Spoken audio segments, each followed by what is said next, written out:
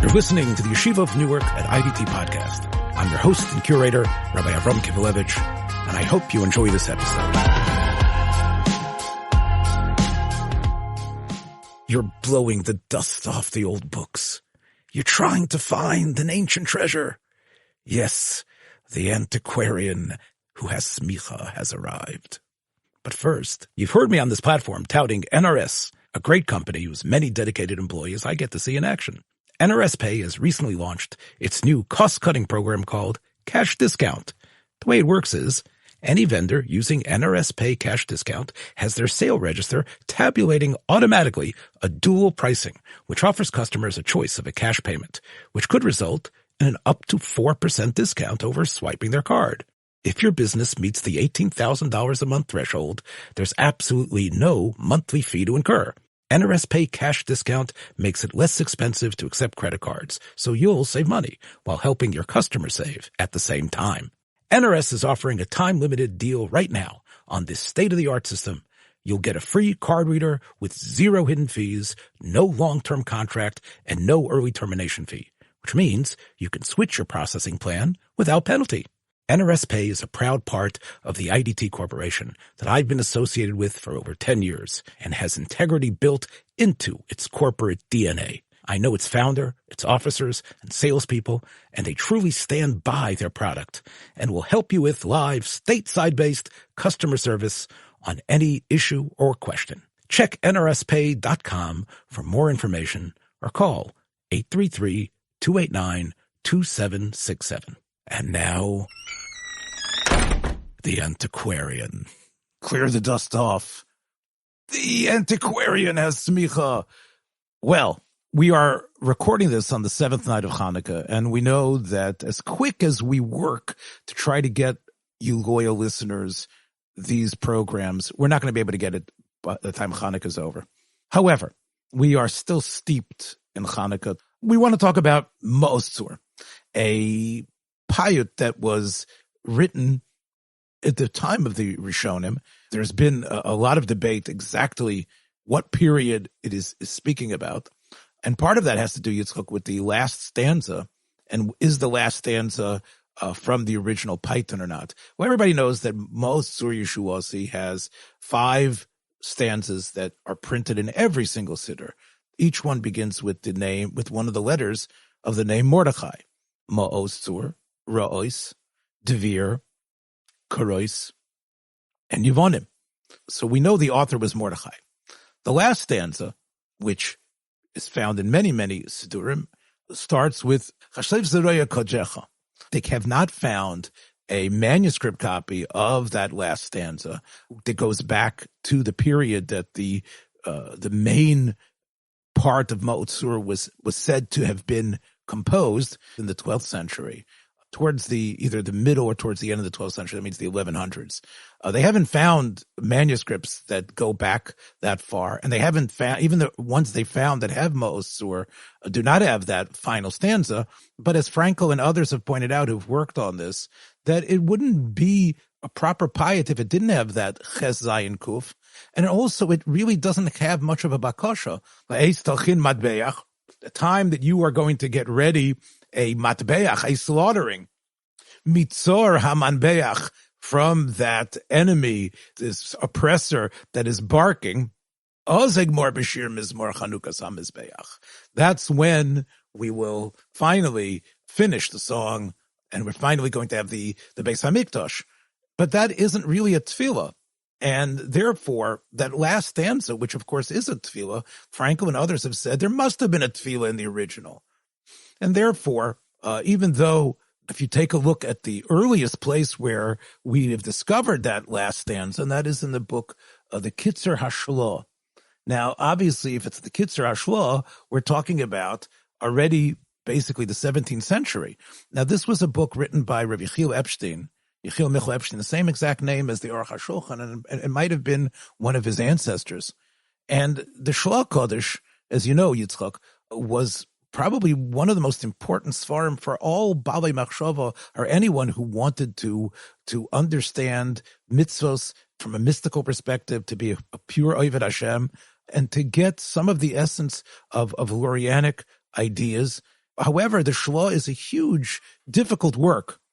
And the Kitzur HaShlo is sort of like it's not really the Shlo. I mean, there are elements with the same titles, but a lot of it is sort of a dumbing down of the Shlo, like a little elements of the Shlo plus collections of other stuff. Many authors in the period of the 16th and 17th century, they weren't always necessarily the most honest in their titles. But the Kitzur HaShlo is an interesting work on its own. It isn't just a shortened version of the Shnei Luchos HaBris written by Yishai Levi Horowitz. Well, just like the Kitzur Shulchan Aruch isn't, as things are not in the Shulchan Aruch. Yes. The word Kitzur doesn't necessarily mean it's like Reader's Digest condensed books. What it is if you like this, but it's too much for you, we've got something for you that perhaps your diet could handle. So anyway, I'm reading from Rabbi Kivelevitz works from the Kitzur HaShlo. He says that I found written, so it's obviously something that's probably predates the 17th century, that since Maoz Tzur only mentions Bavel, Madai, and Yavan, right? It talks about Mitzrayim too as well, of course. But it does not mention the Golus that we're in now. Al Keniskino Charuses Hamedabrim al Geulais mi Golus Hazeh. That there should be a Geula from this Golus. And that after the Shir is finished, after we describe it, let's have a Tefillah. And you can see here that even in the time of Rabbi Kivelevitz, with the Nigan Maoz Tzur, in other words, clearly the words have to fit in to a tune that was already known. And we're going to get to that a little bit later, Yitzchak. But let's talk a little bit first about some of the alternate endings. Epstein brings something which you can find in many of the Sidurim today. Chasoif Zeroya Kocha, Kedoshi or Kedochecha, Vekarev Keitza Yeshua, Nekoim Nikmas Nafshi, Miad Malchus Harishoah. Ki Orchalonu Ashoah, Ve'ein Keitz Lezois Haroah. It's more or less similar to what we know. And here's the part that gives people conniptions. Techei Admon, Bitzeil Salmon. Sing it with me. It's like, Hakim Lanu, Rayim Shiva. So we'll get to that tune in a minute. But what is Admon and Salmon? What is all that stuff? So that's our first stop here. Assuming, like Frankel does, that perhaps this is older than Epstein thought, and that it goes all the way back. What is this? And that's similar to the version that I found in a later Sefer in the Makor Chaim. If we go back to Maoz Tzur, Yeshua si, l'chono el shabeach, tikun peis tefillah si, v'sham deidon ezabeach. So that's 1, 2, and 3. It repeats itself, right? Mi'eistachin matei, leistachin mateyach. But here it is different. Mitzor aman beyach. So that's 3 and 2. In other words, generally the Ashkenazim only did 2. Mitzor aman beyach. Zegmor, that's 2. Bishir, Mizmor, Chanukah, Samizbeyach. So that's a combination of a 3 and a 2. The combination of 3 and 2 has been suggested that is something of a Sephardic approach, and therefore it indicates that there was some influence from the southern parts of Europe, influence from the Sephardic lands into Germany in order to produce that. So it is German. So we're talking here about Admon is probably the Christian conquerors, the Christian crusaders, and therefore people have suggested that Admon, which is red, might not just be Edom or Esav, but might actually be Friedrich Barbarossa, the Holy Roman Emperor, who actually, along with Richard the Lionhearted, made his way on the Crusades to sack Israel and kill Jews on the way. And some have suggested that this was actually written in that period in order to sort of say, God, get that Admon, B'Tzeil Salmon, let him drown somewhere. May God bless and keep the Tsar far away from us. Yeah, and let him keep him dead, yes. Bushman. And the truth was he did drown. Friedrich Barbarossa did actually drown on the Shelif River on his way to the Holy Land. So I think it's sort of like a conjecture that it sounds too good to be true. I would rather say that Admon, yes, means the Christian rulers, the Christian persecutors. And Salmon, we know, sounds like Salmoves. It sounds like push him into hell and bring the Royim Shiva. Again, the Gemara in Sukkah suggests who are these 7 Royim on a completely different pasuk in Micha that mentions the 7 Royim. And it says the 7 Royim are Adam, Shes, and Mesushelach. is 3. And then you also have a David, right? And Moshe and Yosef. And who was the 7th one, Yitzchak? I don't remember if it's Avram or Yaakov. I don't. But David is somehow bring us back these 7 ones, or bring back the 7th one, bring David, bring the Mashiach. Hakim Lanu Roeh Shiva, bring the 7th one, who is David. So the provenance might go back to the 12th century. It might be something that was added with, trying to figure out what was the intent of the original author. Yitzchak, you, of course, are a descendant of the great Rabbi Yor Bachrach, that great German Rav who is known as the Chavas Yoyer, and we'll get to his version in a minute, L'chavod yourself, and his Yurtzeit, which was yesterday. But let's read the Ramah's version here. And you see, it doesn't really fit too much into the tune. The Nadvorna Rebbes, they add this. They love because they're Einiklach from the Ramah. Yeah. Right. You were always my savior. Like you lifted me up. Yishmano kol shavi malki Elohai kedoishi. Hevir chatosi upishi. Get rid of my averus. Gam begolus hashlishi. Again, golus hashlishi means after Rome and after Yavon. The 3rd one, the one we're in now. Chazek Yisrael and Chachnia Yishmael. It should be me Edom Tifta Navshi. Although here it seems to be Aram Tifta Navshi. The version also I have has Edom. Me Edom Tifta Navshi. Me Edom Tifta Navshi. So here we have Yisrael should be strong. Yishmael, that was also a threat. They should go into submissiveness. And please be potami from those Christians. Then he quotes the Rav Yirmiyah, who I'm not familiar with, who is the Bezna Würzburg. Right? And again, you can see how this, it loses all its poetry here. Rachum b'kodesh nedar, revach tosim le'eder, nachlos chohishia, el nekomoi sofia, bi'amolek midor dor. Yeah, that ruins it. Bi'amolek midor dor ruins the whole. Yeah, it doesn't have any of the, again, I could forgive the Ramah for trying to, attempt, that charuz, but the Würzburger, no, the Würzburger, you can see why it didn't get anywhere. Then he quotes the Nachla Shiva, which of course is a very important work for anybody who's involved in weddings and divorces and Gittin. The Nachla Shiva is a wonderful rabbinic handbook, one of the most important ones. And this one actually has a little bit of a beautiful sound to it. Shimcha yivorech li'oivam mitoich kal emunim. Your name should be Mavorach forever from the believers. V'kisacho yishalem. But your throne will be complete. Im tinkoim bezidoinim. If you're going to take the nekama from those evildoers. Which again is the reference to Amalek that we see from Rabbi Yirmiyah from the Würzburger. V'nefashois nenonim haskes mimoinim, for the people who are oppressed. Listen from the Ma'on. Listen from the heavens. There you are. Voshia amecha uvahatzel siridecha, to save your nation, the remnants to save. Yedidcha ka'oz bimei chashmanim. Your beloved ones, like in the old days, by the time right, like they work the chashmanim. Then he has another nusach here, Chai Zakuf Keren Yeshua. Now this has the chazak in it, as you can see. That continues the chazak. V'korev keitzagulo umalchu zodoin harisho yehi meir mapola bin fol b'nei avla.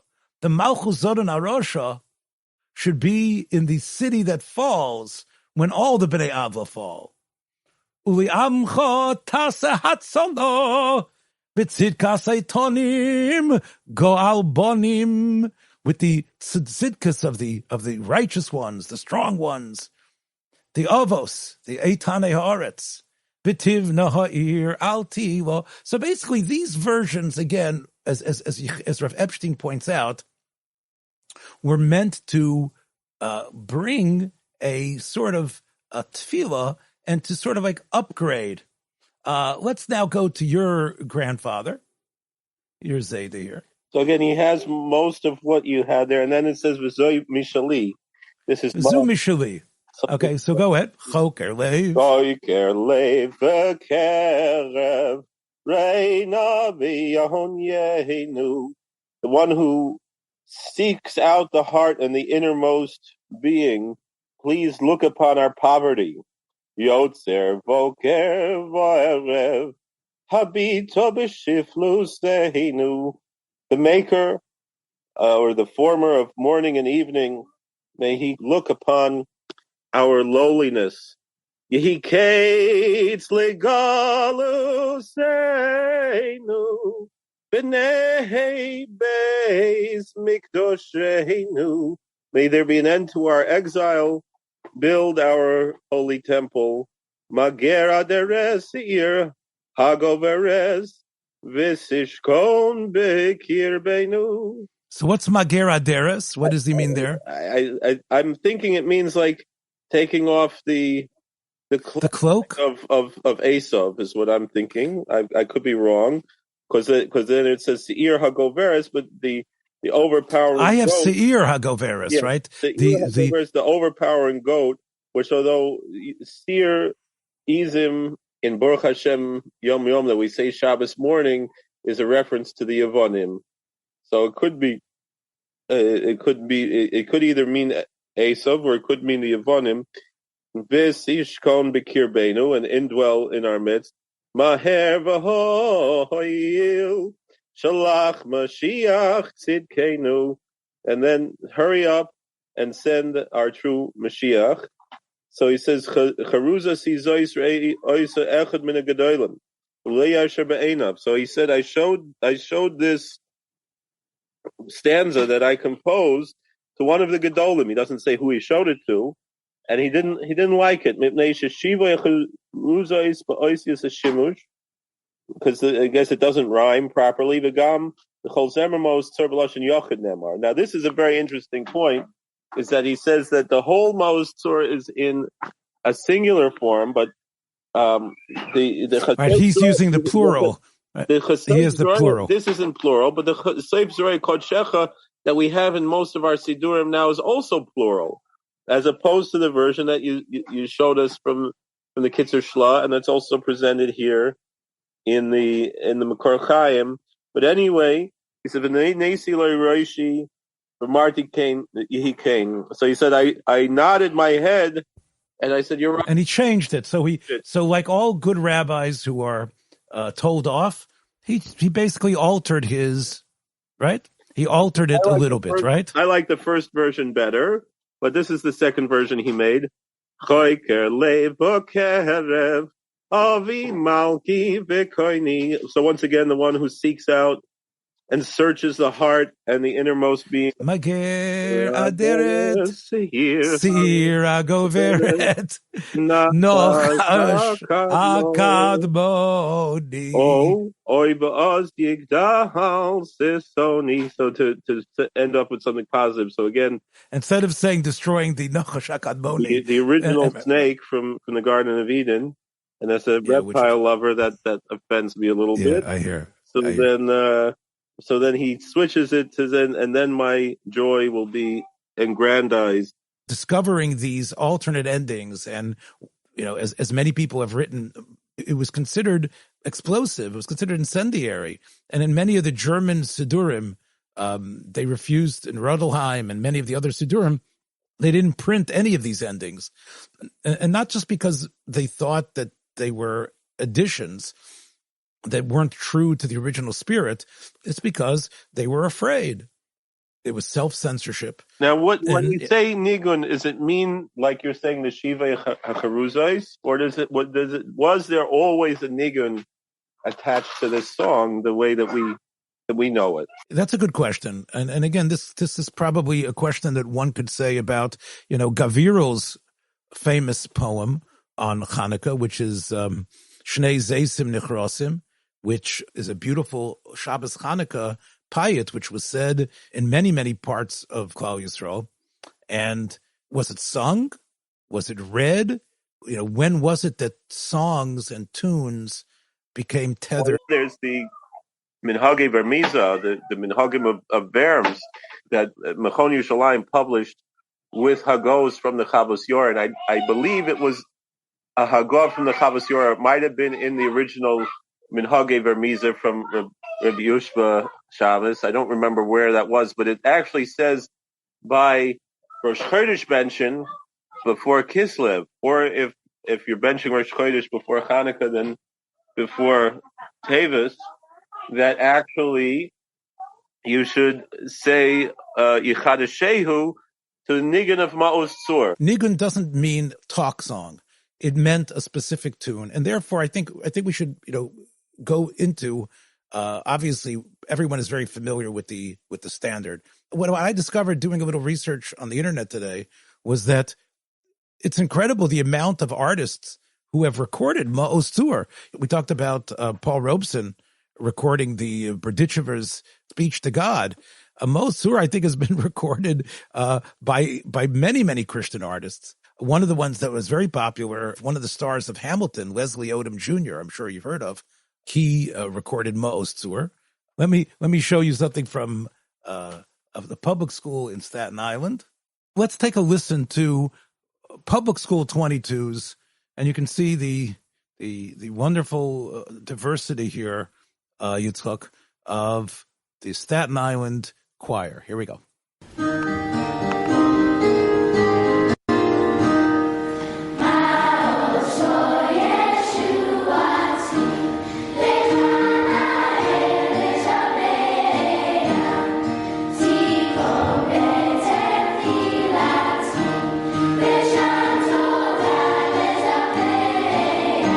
Okay, Yitzchak, you can see the verve and the energy of PS22. I don't think you see any Chassidish Einiklach here or any rabbinical figures, right?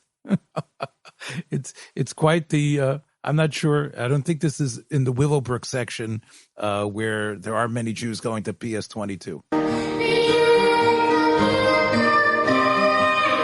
Here's the solo of obviously the star singer of the choir.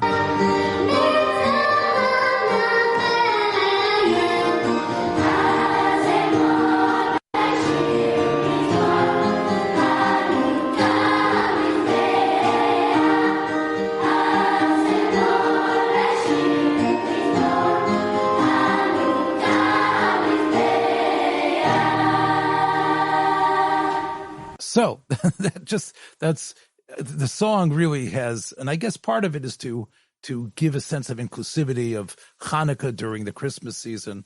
I want to play you just one other incredible version that David Asaf discovered. This is from a Lutheran church, and as we're going to see, perhaps it's appropriate that it comes from the San Francisco Lutheran Church Choir. Here it is, Maoz Tzur.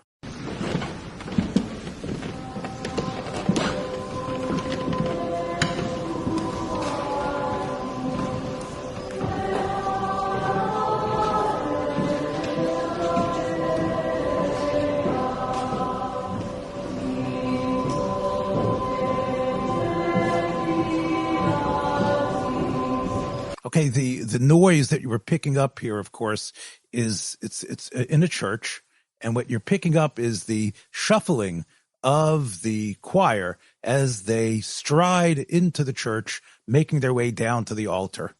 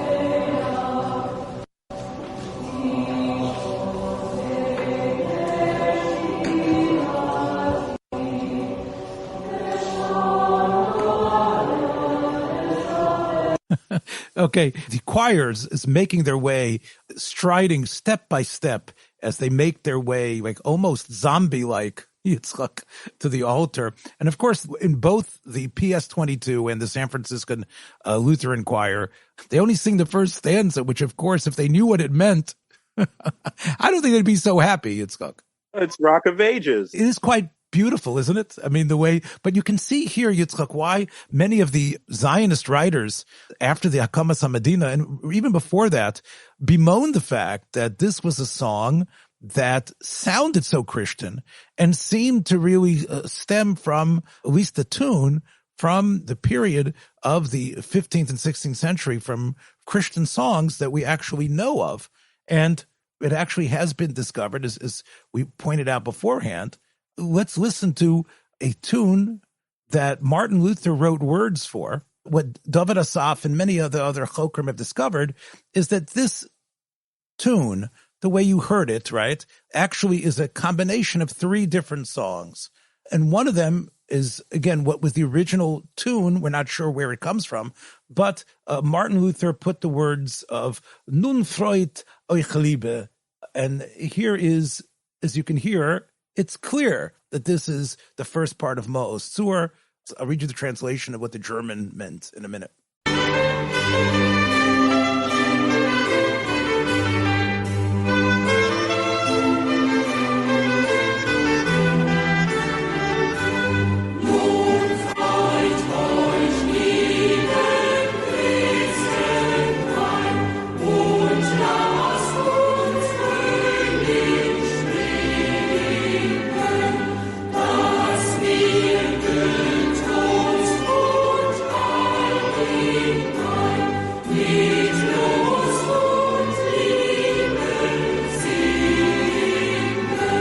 Not exactly, but it's clear that I wouldn't notice it if it wasn't being pointed out. Yeah, the first part of it is clearly the same emphasis as Maoz Tzur. Here, let's hear a little bit more. Again,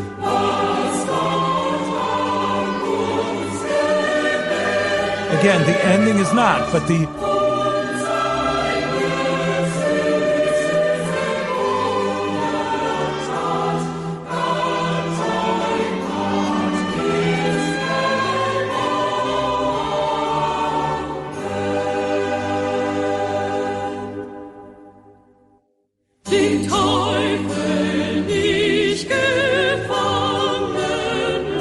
That's exactly Maoz Tzur. That is. Dem Teufel ich gefangen lag. Okay, so there, it's the second part of that stanza already moves away, but that beginning is exactly Maoz Tzur. And of course, the translation is, "Dear Christians, one and all rejoice, with exaltation springing, and with united heart and voice and holy rapture singing, proclaim the wonders God has done, how his right arm the victory won, right dearly it has cost him. Fast bound in Satan's chains I lay, death brooded darkly o'er me, sin was my torment night and day, in sin my mother bore me. Yea, deep and deeper still I fell." It's very Lutheran. Yes, again, life had become a living hell. So firmly sin possessed me. Anyway, that is the part of Maoz Tzur that clearly was lifted. The middle part, David Asaf says, which is the part, Leis tochin matbeach, mitzor hamanbeach. Hamanbeach, the barker, right? We're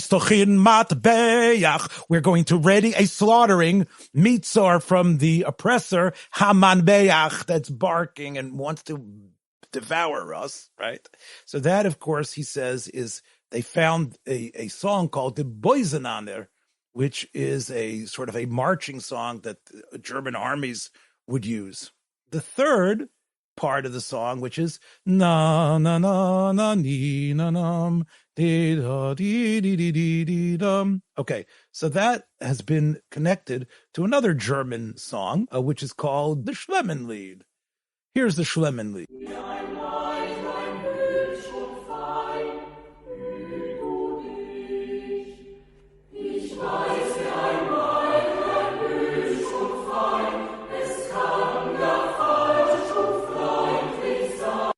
na na na na na na na.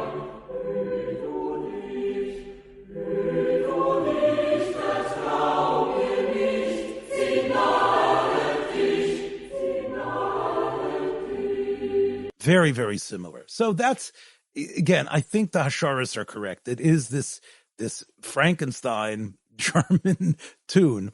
And because it like Frankenstein was German. Yes, Frankenstein. Let's now listen to some of the attempts to sort of knock the 900-pound gorilla off his base. You do have a number of Chassidish versions. I know, Yitzchak, you've been by Chassidish Rebbes by Hanukkah. And what I was going to say about being Menagin was that, again, the Nadverner Rebbes, they play a violin, usually by the Hanukkah Lech. I think the one that's most popular in Eretz Yisrael outside of the standard is the Breslov version.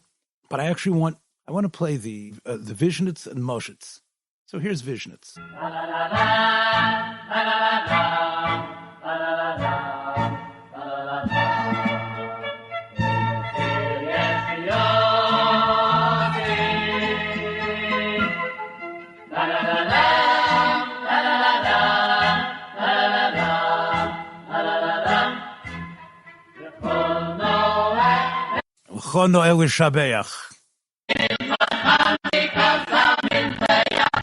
Okay, really something. Again, very, very kid-friendly.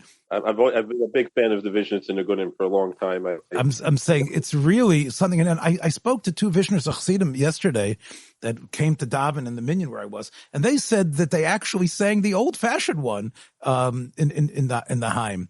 But I'm not sure who was the mechaber of this. I'm not sure if it was close to the Rebbe or someone. But you can see that there is a joyfulness and a playfulness that the tune has.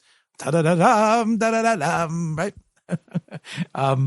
That's typical in a lot of the Vishnitz and Nigunim, Yes, the Vishnitz version. I guess if you hear the song a couple of times, you could probably pick it up. Yeah, the Vishnitz and Nigunim are a little bit catchier than, I know you're going to play Mudgets. Mudgets, the music historians appreciate Mudgets for the style and everything, but I personally prefer the Vishnitz and Nigunim because they. Here is the ultimate Maoz Tzur interpreter who I was zocha to daven with him Yom Kippur a number of times. The great Ben Zion Shenker, who was so close to the Maoz Tzur and really one of the great popularizers of Chassidish style of singing. Well, and not only that, but one of the great, composers. 2 songs that the whole Klal Yisrael sings, Eishes Chayil and Mizmor LeDavid, he composed those. Ben Zion Shenker singing the Maoz Tzur version of Maoz Tzur.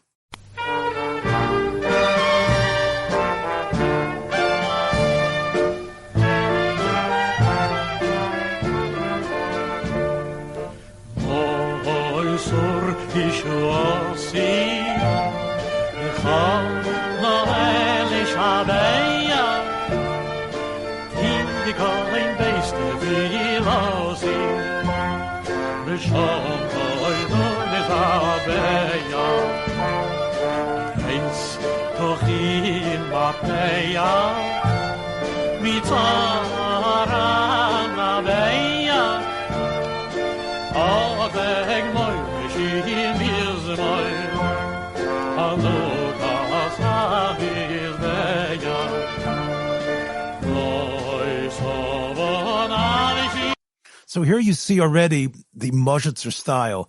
The second stanza actually changes, as you can see, to a whole different stress. And very much in tune, Yitzchak, with the words about Shibud Mitzrayim. Listen to it.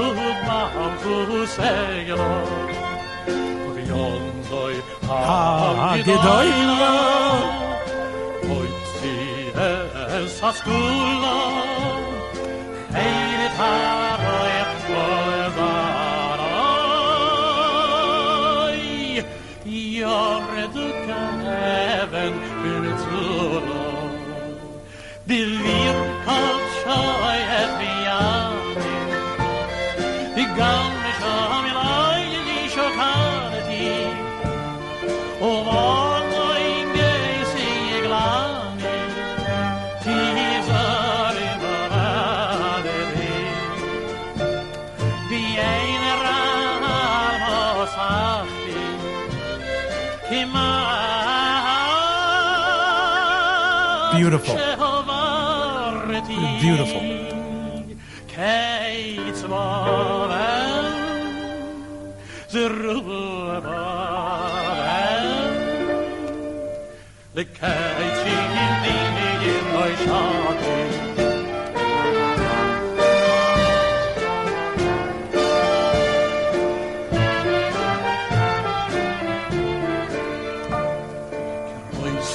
Koi mas beroi Bikei shagoni ben amdosa Diosa loire pach ole moikei Begavoso nishboso Oish yemini niseisa Ya yeshemai machiza Raiba no in yara Aloe tolizo You want him to alai Azai mi mei hashmani Uvorta kai mais medana Vitimo kalashmani Mi noisar Kani Nasse neisle shoi shani In meivina dimeshmaina Kavushir orenani Hasaiv zeraya kodishecha Vikare vekais haisho Unikoi minik masidam avudecho Meyum orisha Ki yarichalanu haishu Vienekais Vimeyara Dichei Ademoin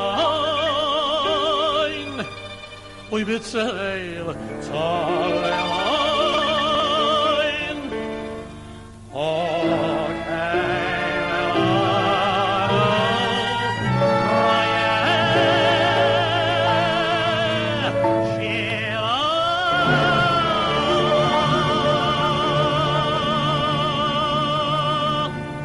I don't know, Yitzchak. I really great. I think great.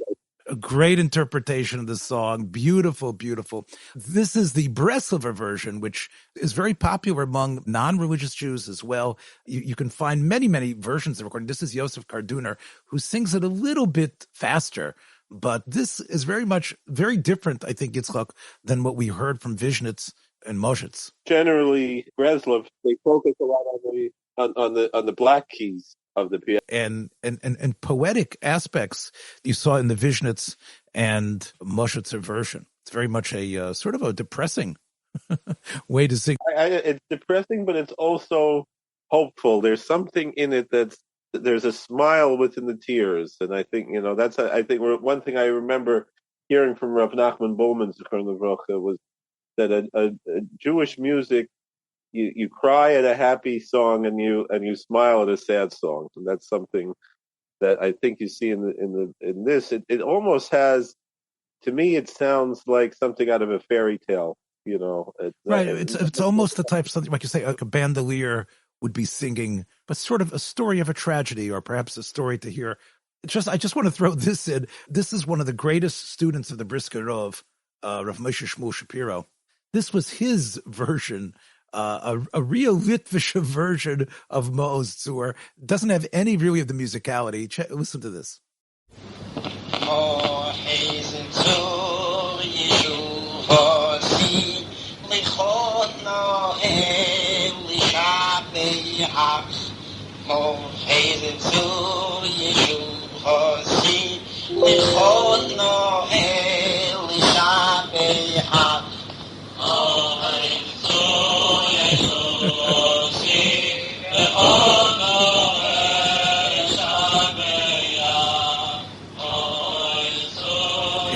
can't get more Litvish than this.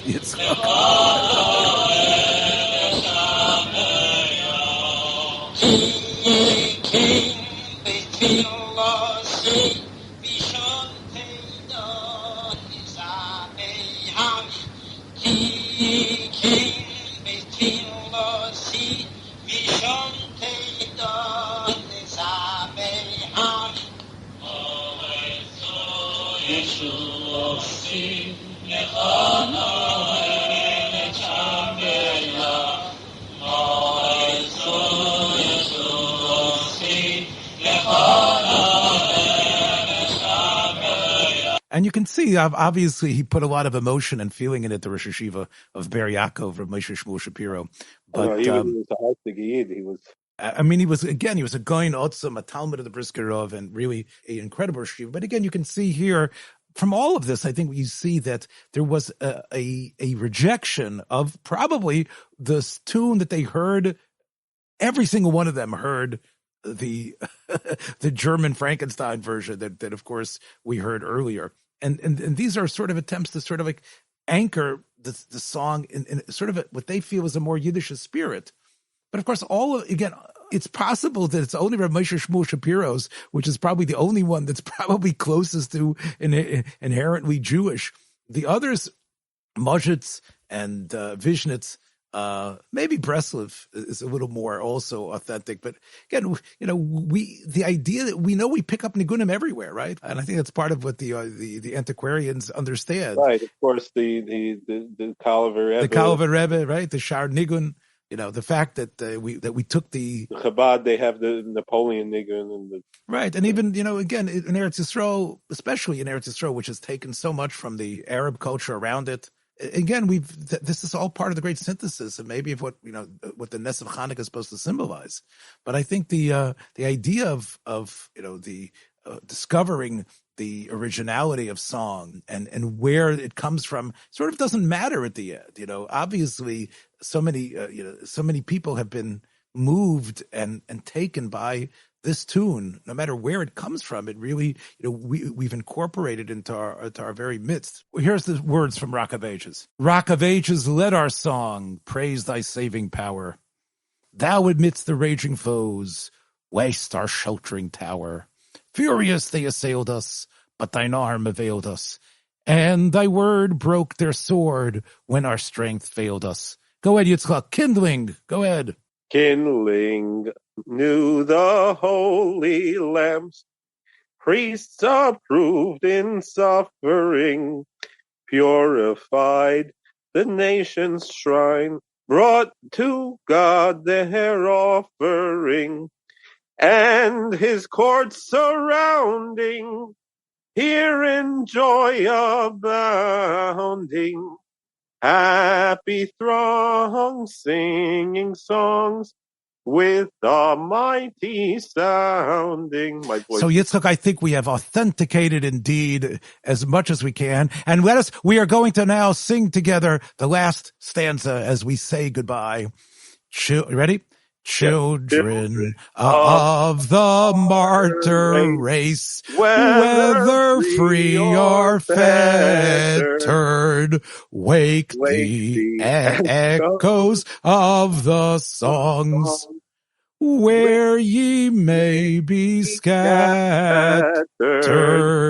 Yours the message cheering that the time is nearing, which will see all men free, tyrants disappearing. One more time. Which will see all men free, tyrants disappearing.